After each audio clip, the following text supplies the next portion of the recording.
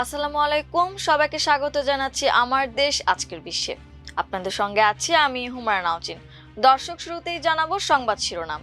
আজ রাতে ইরান সভ্যতার সম্পূর্ণ ধ্বংস হয়ে যাবে, আবার ট্রাম্পের হুমকি। যুক্তরাষ্ট্র রেড লাইন অতিক্রম করলে ইরানের জবাব এই অঞ্চলের বাইরে চলে যাবে, আইআরজিসির পাল্টা হুমকি। ইরান যুদ্ধে ঈশ্বর আমেরিকার পক্ষ নিয়েছেন, বললেন ট্রাম্প।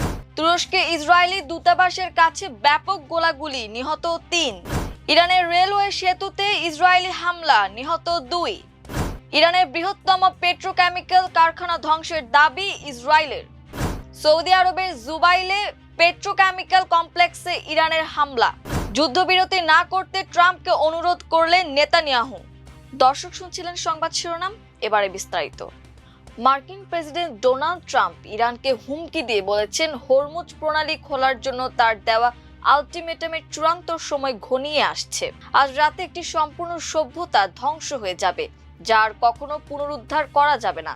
কিছুক্ষণ আগে নিজের মালিকানাধীন সামাজিক যোগাযোগ মাধ্যম ট্রুথ সোশ্যালে দেওয়া এক পোস্টে ট্রাম্প এই হুমকি দেন। ট্রাম্প বলেন, আমি চাই না এটি ঘটুক, কিন্তু এটি সম্ভবত ঘটবে। তবে এখন যেহেতু আমরা সম্পূর্ণ ও সামগ্রিক শাসনে পরিবর্তন করেছি, যেখানে ভিন্ন, অধিকতর বুদ্ধিমান এবং কম কট্টরপন্থীরা আছে, হয়তো কিছু বিপ্লবী চমৎকার কিছু ঘটাতে পারে। মার্কিন প্রেসিডেন্ট বলেন, কে জানে, আজ রাতেই আমরা জানতে পারবো বিশ্বের দীর্ঘ ও জটিল ইতিহাসের অন্যতম গুরুত্বপূর্ণ এক মুহূর্ত আসছে।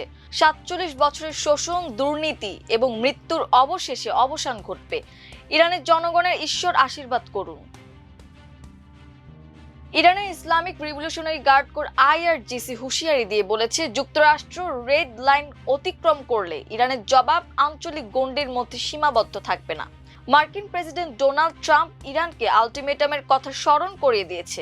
ইরান যদি হরমুজ প্রণালী খুলতে সম্মত না হয়, তবে তিনি ইরানি বিদ্যুৎ কেন্দ্র এবং সেতুগুলোতে কয়েক ঘন্টার মধ্যে আঘাত হানবেন। ট্রাম্পের এই হুমকির জবাবে আইআরজিসি বিবৃতি দিয়ে বলেছে, যুক্তরাষ্ট্র যদি বেসামরিক স্থাপনায় আক্রমণ করে, তবে ইরানও পাল্টা আঘাত হানতে দ্বিধা করবে না। বিবৃতিতে বলা হয়, আমরা আমেরিকা এবং তার মিত্রদের অবকাঠামোতে পাল্টা আঘাত আনব। এতে যুক্তরাষ্ট্র এবং তার মিত্ররা বহু বছর ধরে এই অঞ্চলের তেল এবং প্রাকৃতিক গ্যাস থেকে বঞ্চিত হবে। আইআরজিসি বলেছে, তারা আক্রমণ করলে আমাদের যোদ্ধাদের রেঞ্জের মধ্যে তাদের কত সম্পদ ঝুঁকি পড়বে সেই হিসাব করার ক্ষমতা আমেরিকার নেতাদের নেই। বিবৃতিতে বলা হয়, যুক্তরাষ্ট্র রেড লাইন অতিক্রম করলে ইরানের জবাব আঞ্চলিক গণ্ডির মধ্যে সীমাবদ্ধ থাকবে না।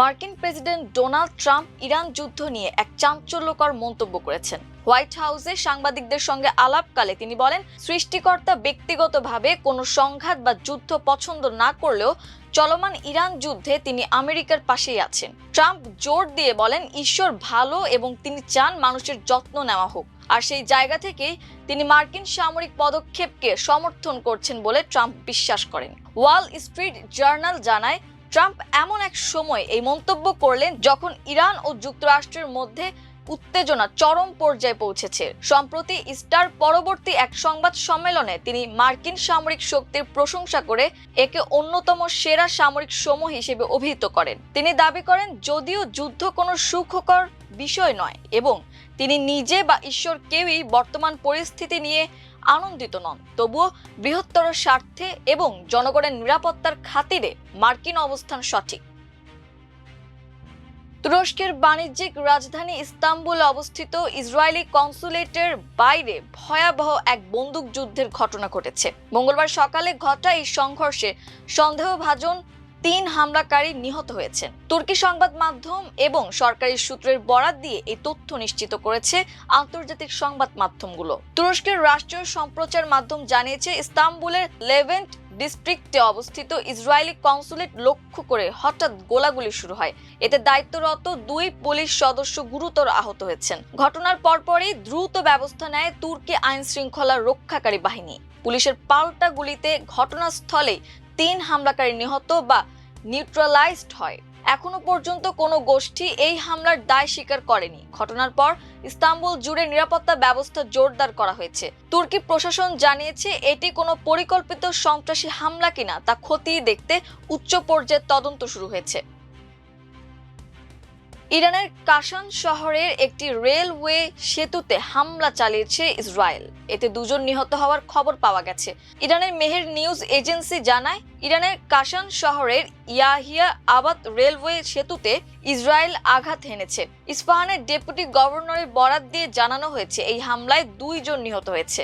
এর আগে ইসরায়েল ট্রেন ব্যবহার না করতে ইরানের জনগণকে হুমকি দেয়। ওই হুমকির পর এ হামলা চালানো হলো।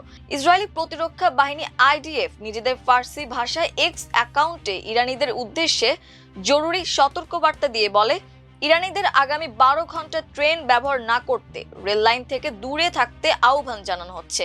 বিবৃতিতে বলা হয়, ইরানি নাগরিকদের নিরাপত্তার স্বার্থে এই মুহূর্ত থেকে ইরানের সময় রাত 9টা পর্যন্ত দেশ জুড়ে ট্রেন ব্যবহার ও ভ্রমণ থেকে বিরত থাকতে বলা হচ্ছে।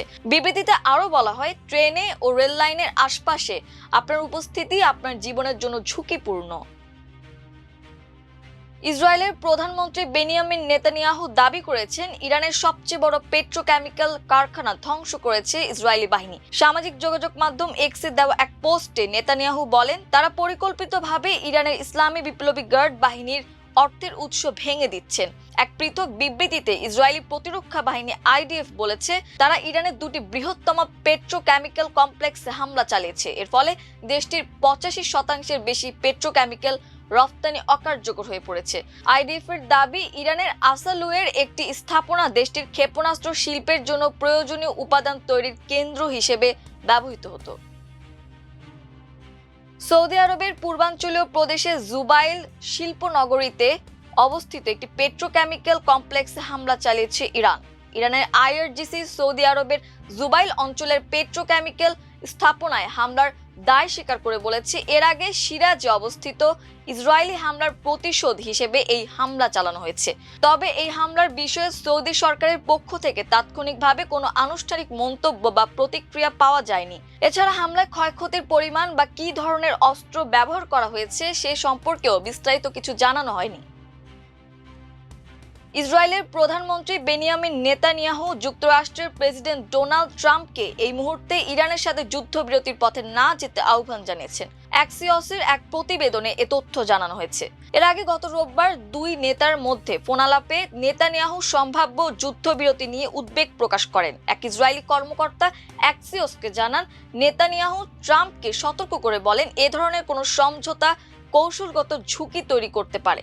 তবে ট্রাম্প নেতানিয়াহুকে জানান, ইরান যুক্তরাষ্ট্রের শর্তগুলো মেনে নিলে যুদ্ধবিরতি সম্ভব। ওই কর্মকর্তা জানান, ওয়াশিংটনের শর্তগুলোর মধ্যে রয়েছে ইরানকে তাদের সব সমৃদ্ধ ইউরেনিয়াম হস্তান্তর করতে হবে এবং ভবিষ্যতের ইউরেনিয়াম সমৃদ্ধকরণ পুনরায় শুরু না করার প্রতিশ্রুতি দিতে হবে।